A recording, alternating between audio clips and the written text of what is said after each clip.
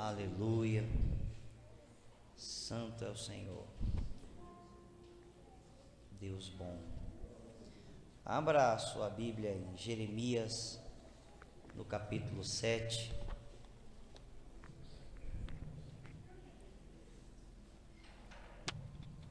Oh Senhor. Jeremias, capítulo 7. Nós vamos ler um pequeno trecho.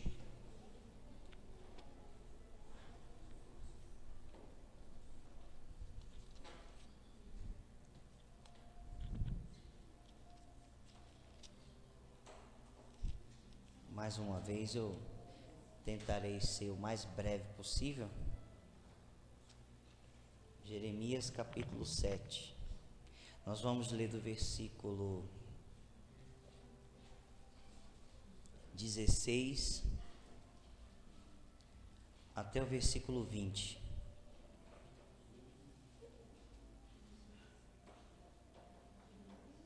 Encontraram aí?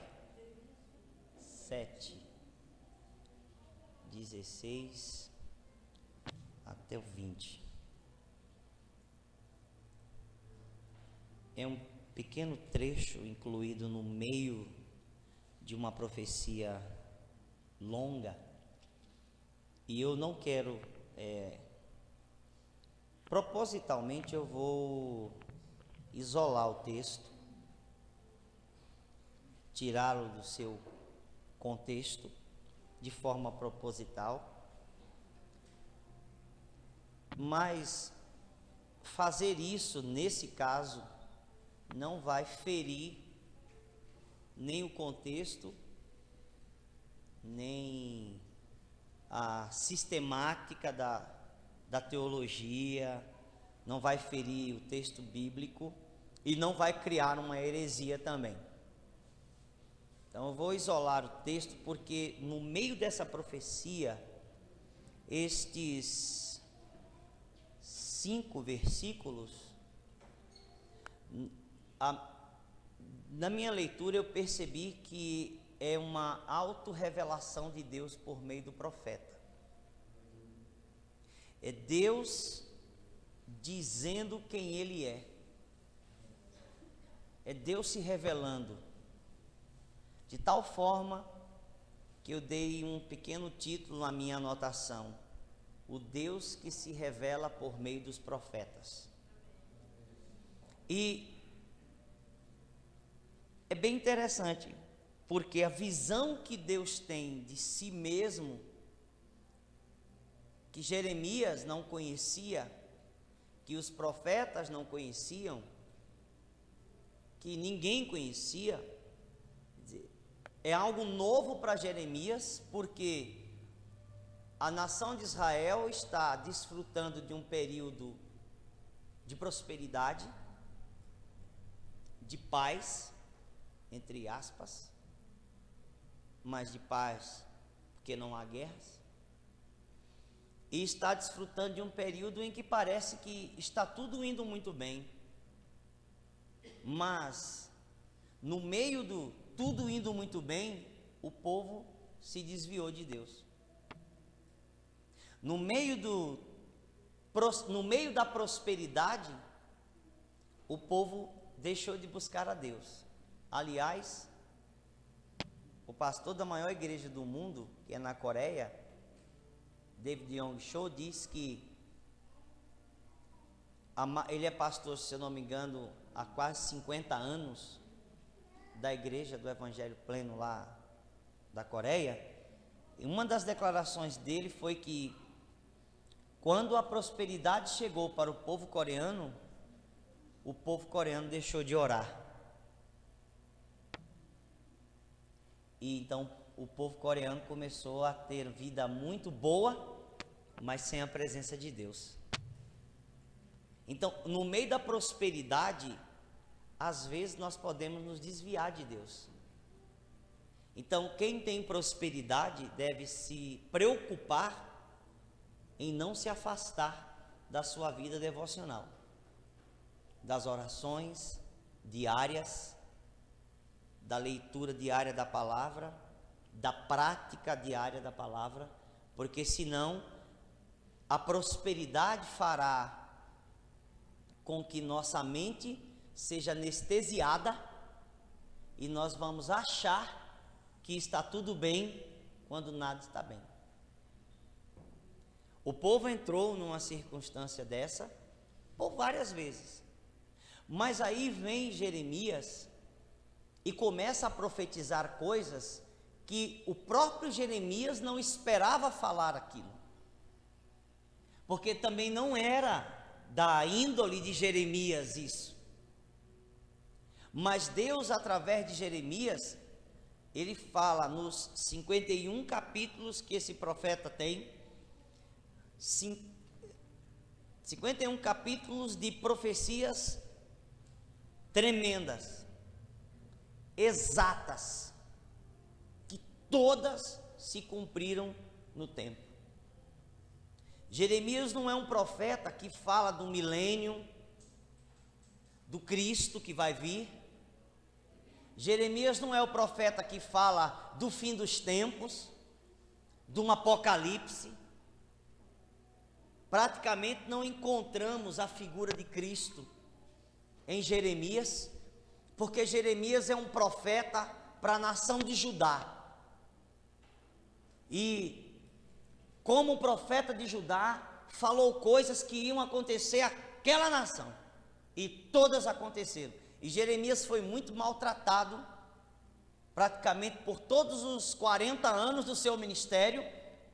Jeremias foi maltratado pelo povo, porque com tanta profecia, entre aspas, negativa, parecia que todo o mal que ia começar a acontecer na nação era culpa de Jeremias, e que Jeremias de fato é que era o inimigo do povo, porque nunca se viu tanta profecia pesada, e o povo não cria e não queria aquilo. Mas no meio de todo esse borbulhar das profecias de Jeremias, Deus se revela aos homens. E como Deus se revela aos homens, necessariamente não é como os homens pensam sobre Deus. Por exemplo, versículo 16: Deus se revela como um Deus soberano. Diga, um Deus soberano. Olha que diz o versículo 16: Tu, pois, não intercedas por este povo, nem levantes por ele clamor ou oração, nem me importunes, porque eu não te ouvirei. Por que o Senhor diz que é um Deus soberano? Porque o Deus soberano é aquele que se reserva no direito de não ouvir. Um Deus soberano é aquele que se reserva no direito de não responder uma oração. E me parece que esse conhecimento de Deus parece que não é mais comum hoje em dia. O Deus da Bíblia, o Deus dos profetas, o Deus da palavra é o Deus soberano, e Ele, por soberania, pode dizer a alguém: não te responderei. Escolho não responder, escolho não dizer nada, escolho não fazer nada, porque sou soberano e eu é quem não presto contas a ninguém. Tem crente aí? Diga amém. O Deus dos profetas é o Deus soberano, um Deus que tem vontade, um Deus que tem escolha e que pode escolher negativamente, porque parece que a gente só vê Deus como o bondoso, que sempre está dizendo sim, que sempre está ouvindo as orações e que nem está preocupado com a vida de ninguém, contanto que você faça oração ou que faça alguma coisinha especial para ele e ele vai prontamente te atender. Esse Deus da Bíblia diz assim: não adianta você orar, não adianta você interceder, não adianta você fazer clamor, porque quando eu escolho não ouvir, não importa o que você faça, eu não vou ouvir. O crente tem que dizer amém para esse Deus. Um Deus soberano é um Deus que se reserva no direito de dizer não. Amém? Ele diz: ó, para esse povo aí, não adianta você orar não. Não adianta você interceder não. E as duas coisas que ele mais gosta de fazer: orar, interceder e clamar. Nossa igreja então gosta de orar, interceder e clamar. É intercessão, é oração, é clamor. O povo de Deus tem igrejas aí maravilhosas: oração, clamor, intercessão, sai pela cidade, faz não sei o que, a gente faz atos proféticos, faz um monte de coisa, a gente pega helicóptero e unge a cidade. O Senhor pode dizer assim: me reservo no direito de achar que isso não tem valor nenhum, porque eu sou um Deus soberano. Segundo lugar, versículo 17, esse Deus que se revela, revela onisciência. O que é onisciência? É saber de tudo. E o versículo 17 diz assim: acaso não vês tu o que andam fazendo na cidade de Judá e nas ruas de Jerusalém? Deus pergunta para o profeta. Deus está brigando com Jeremias. Deus está dizendo: olha, não ore, não fale nada que eu não vou ouvir, não me importune, não me incomode. Deus está dizendo para Jeremias: nem perca seu tempo para orar por esse povo, porque você vai perder tempo e eu não vou ouvir. E olhe, será que você não está vendo o que esse povo faz? Você é cego? Porque eu não sou. Diga: o Deus onisciente é o Deus que vê as ações dos homens. Deus conhece, e conhece a tal ponto as ações dos homens, que perguntou: será que você não está vendo? É tão claro e tão nítido, e será que você não vê? Irmãos, eu temo que nós, como cristãos no Brasil, estamos deliberadamente cegos para os pecados das pessoas, porque nós estamos querendo atrair uma multidão sem que ela se transforme. Eu temo que parece que nós estamos querendo atrair milhares e milhares de vidas. Eu digo: não, a nossa igreja não tem milhares, e se brincar tem uma centena, e olhe lá, né? A nossa igreja não tem milhares, mas nós queremos os milhares, porque eu quero os milhares. Amém? Eu quero, todo dia eu pergunto para Deus: onde estão os milhares? Onde estão os milhares? Aumenta a nossa envergadura, aumenta a nossa capacidade, aumenta a liderança, abençoa esse povo, amadurece o nosso povo, a tal ponto que nós possamos receber mais e mais pessoas, eles receberem orações, eles serem cuidados, eles serem edificados, eles receberem uma palavra. Amém? Todo dia eu estou dizendo: onde está, Senhor? Mas aumenta a minha envergadura, a envergadura da minha família, e aumenta a envergadura da nossa igreja, que cada um da nossa igreja também amplie sua capacidade de liderança para pastorear essa multidão, porque sozinho eu não posso. Crente diz amém.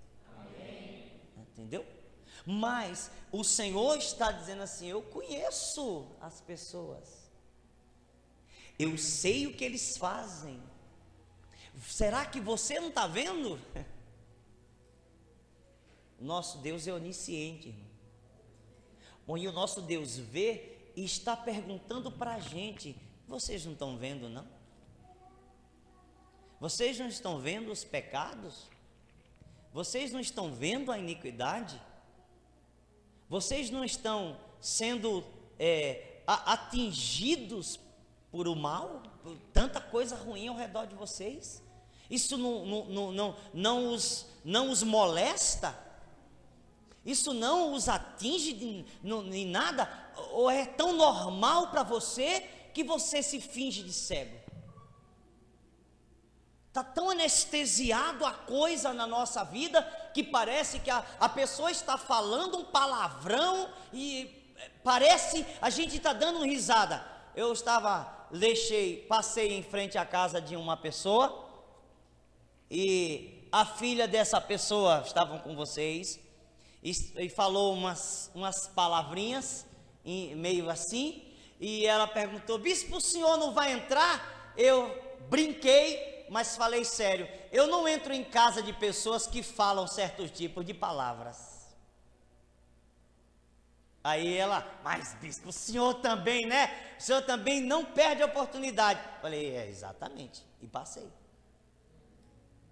Porque para mim, o que ela falou não é normal de uma moça falar. Amém, povo de Deus? Será que nós não estamos vendo?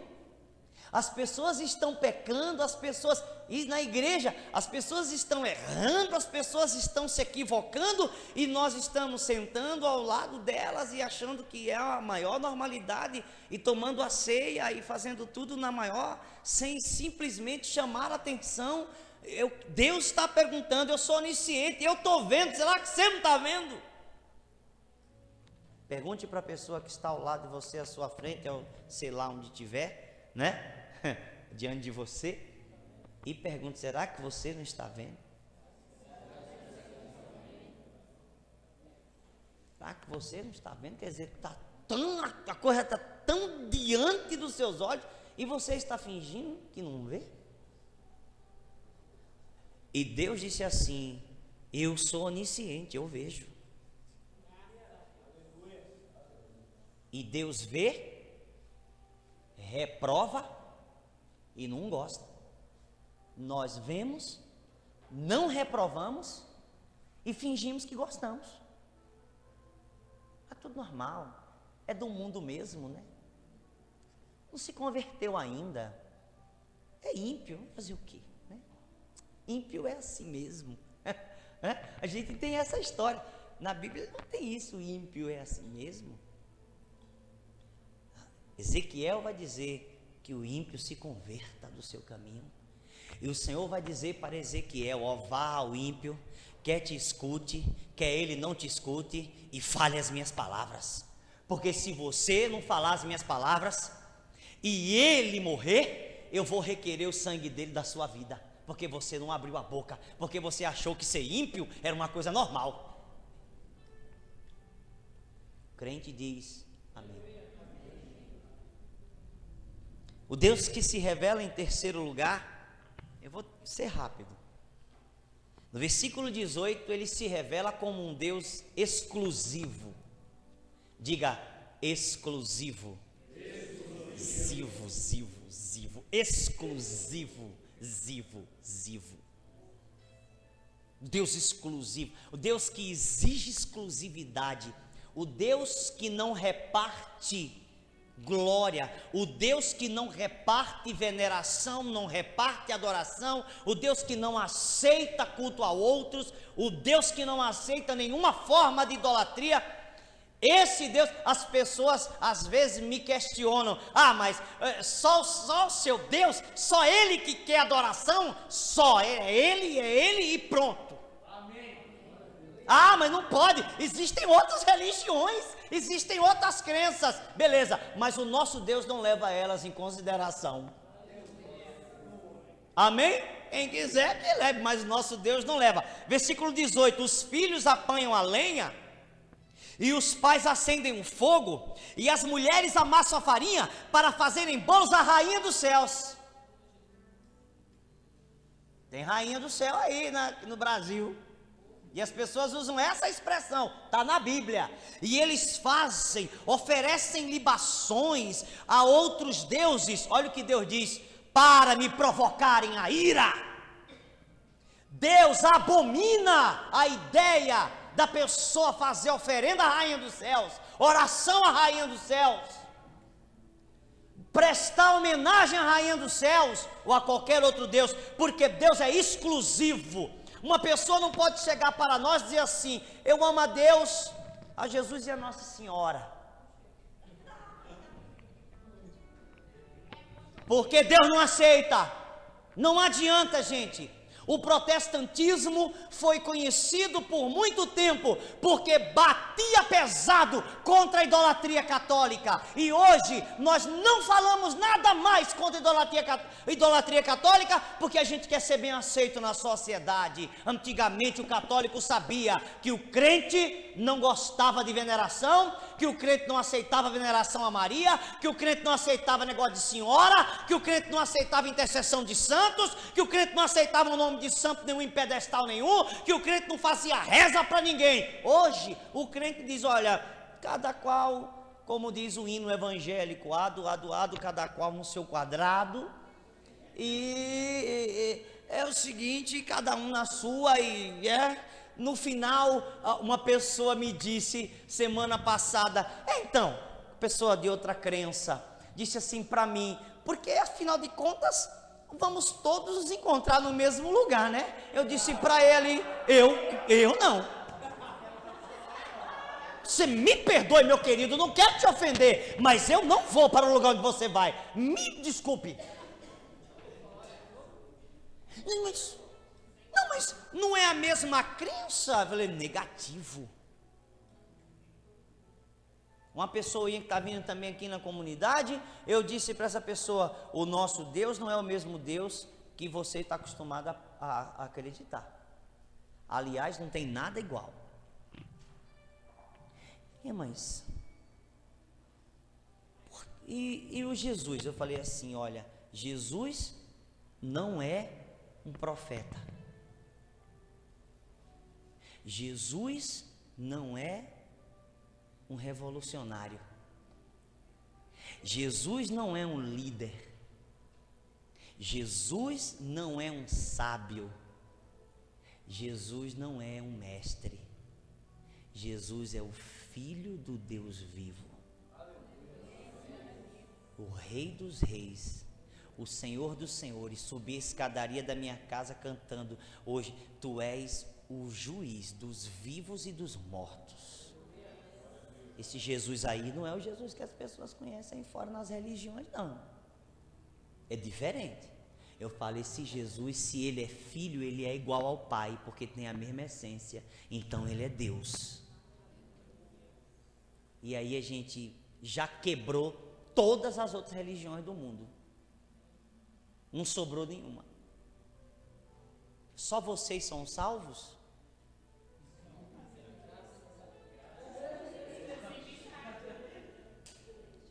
Só vocês creem em Deus da maneira correta?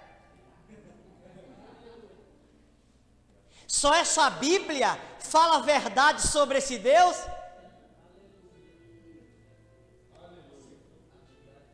Eu não posso fazer nada, não fui eu que inventei. Um crente diz amém. Amém. Diga, Deus exclusivista.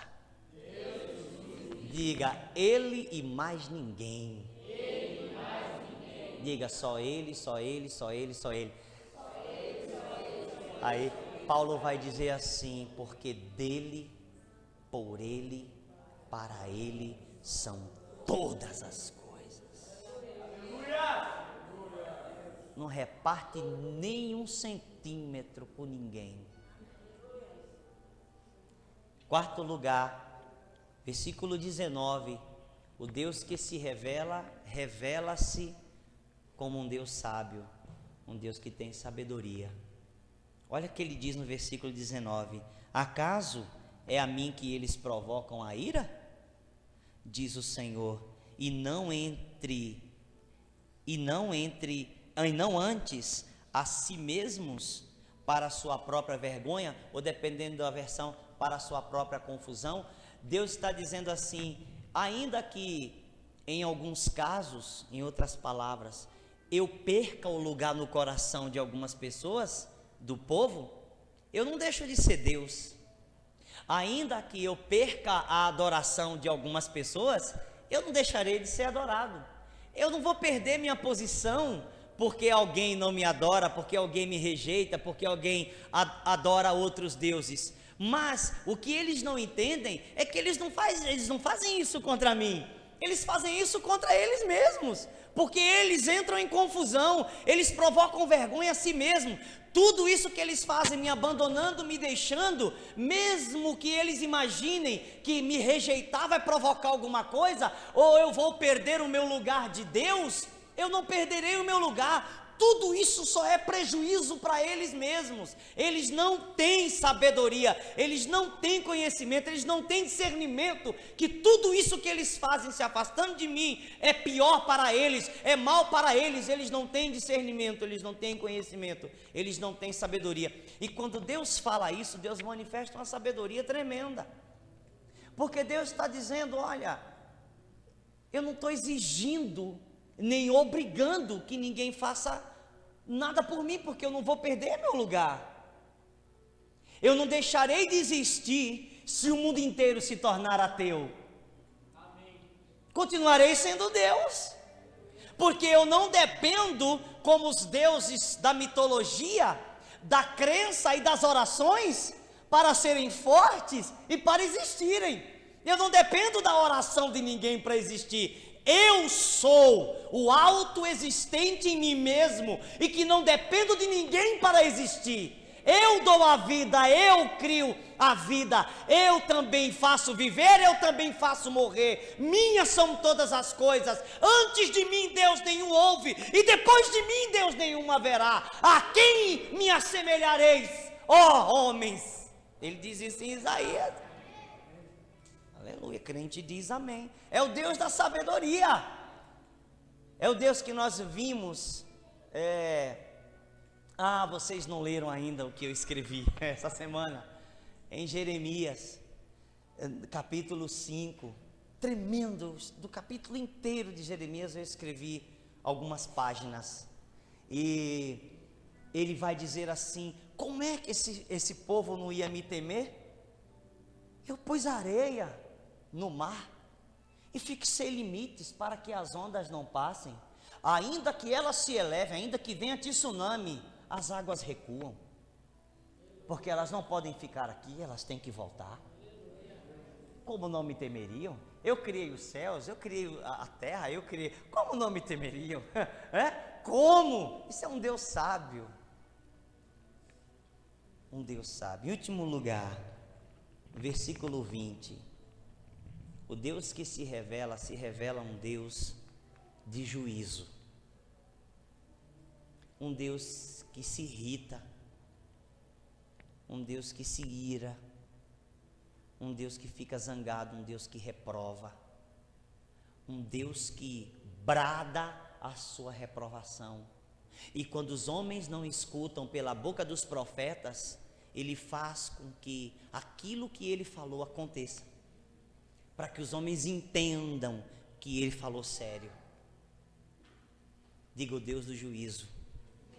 Versículo 20 diz assim: portanto, assim diz o Senhor Deus: eis que a minha ira e o meu furor se derramarão sobre esse lugar, sobre os homens, sobre os animais, sobre as árvores do campo, sobre os frutos da terra.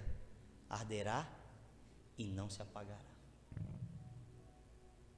Até a natureza é atingida, até as coisas naturais são atingidas quando Deus resolve entrar em juízo com seu povo.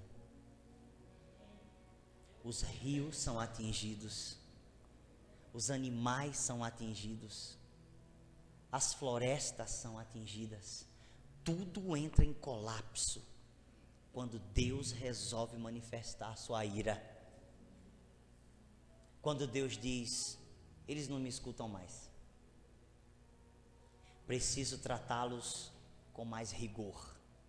Eu preciso que o meu povo entenda, e que a humanidade entenda, que eu não estou brincando de ser Deus.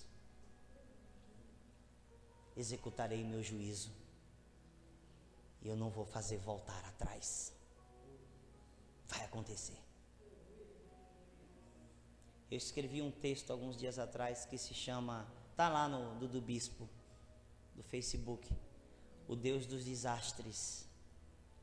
baseado num texto de um outro pastor americano, Vincent Young, que ele escreveu com esse tema, o Deus dos desastres. Leia isso. Será que Deus pode usar desastres para trazer temor à humanidade? Pode. Parece que nós não queremos conhecer essa parte da personalidade de Deus. Um Deus perfeito, irmãos, não é um Deus só de amor perfeito, é um Deus de justiça perfeita, de ira perfeita, de juízo perfeito. Por isso Deus não tem dó se uma pessoa for ao inferno, porque Ele é perfeito. Ele é perfeito. Seus sentimentos são perfeitos. E nós não sabemos o que significa perfeição divina. Portanto, não podemos traduzir o sentimento de Deus. Mas o Deus que se revela por meio dos profetas é um Deus que o Brasil, que a humanidade precisa conhecer de novo. Um Deus soberano, um Deus onisciente, um Deus exclusivo, um Deus sábio e um Deus de juízo. Eu perguntei a Deus, se eu fosse fazer uma oração de libertação, que oração eu faria baseado nesse texto? Nós precisamos libertar a nossa mente dos falsos conceitos sobre Deus e entregar a nossa vida ao Deus que se revela por meio dos profetas. Vamos ficar em pé. Feche os seus olhos. Não peguem, não se movimentem. Feche os seus olhos. Vamos fazer a oração, depois a gente se movimenta e faz as outras coisas. Feche os seus olhos. Repita comigo essa oração. Pai, ouvi a tua palavra.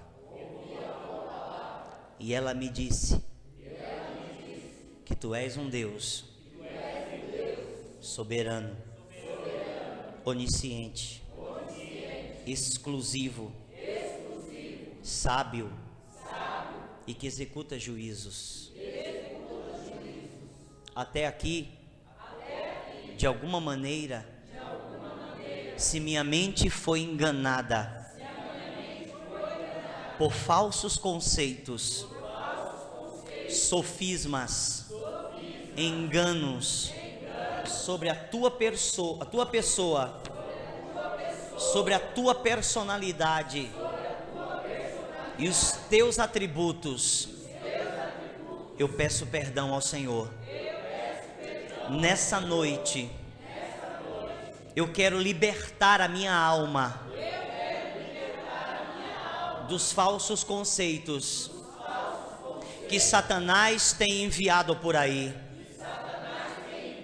A palavra diz que nos últimos dias, que são esses dias, os homens dariam ouvidos a espíritos enganadores e a doutrinas de demônios.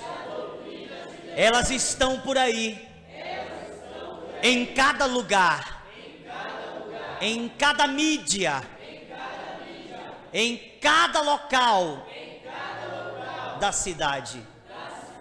E de alguma maneira, desapercebidamente, eu possa ter absorvido algum conceito errado. Eu declaro a minha mente hoje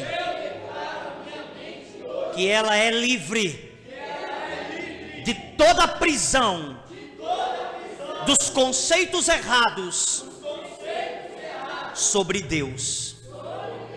E minha libertação hoje será tal que eu declaro que me sentirei seguro e que colocarei minha vida definitivamente aos cuidados do Deus que se revela por meio dos profetas. Liberto minha mente hoje, em nome de Jesus, e me coloco debaixo da autoridade, debaixo do poder, debaixo da revelação e debaixo da tua palavra. Eu não apenas faço isso, como também declaro que passo a ter fé, confiar, crer absolutamente que tu és o Deus revelado nas Escrituras. Eu me coloco totalmente seguro debaixo da tua revelação. Tu és um Deus soberano. Tu és um Deus onisciente. Tu és um Deus exclusivo. Um Deus sábio. E um Deus de juízo. Eu tenho temor do Senhor, mas não medo. Estou seguro na mão de um Deus tão poderoso assim. Em nome de Jesus, declaro a Satanás, aos demônios, que jamais